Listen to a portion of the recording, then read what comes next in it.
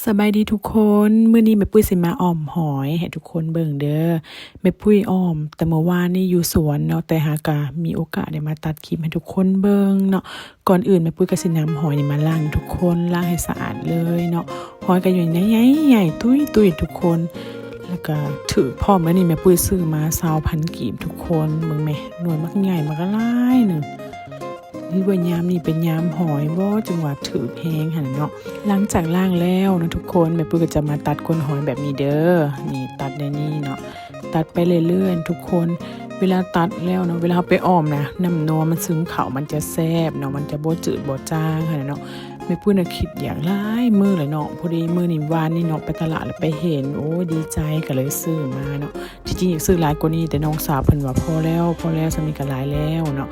ต่อไปแม่ปุ้ยก็สิมาเก็บผักนางเลิศเด้อทุกคนผักนางเลิศอยู่สวนก็งามเนาะมื้อหน้าแม่ปุ้ยดูสิมาเฮ็ดหมูหอมผักอีเลิศให้เบิ่งเด้อ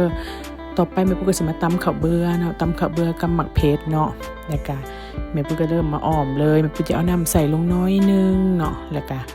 ตามด้วยหัวสิงไคเด้อทุกคนเด้อนี่เอาหัวสิงไคลงใส่เนาะให้มันหอมเนาะต่อไปแม่ปุ้ยก็สิมาปรุงนะทุกคนก่อนอื่นก็จะเอาข้าวเบื่อที่แม่ปุ้ยตำกับหมักเพชรลงมาใส่เนาะคนไปคนมาให้มันทั่วนะทุกคน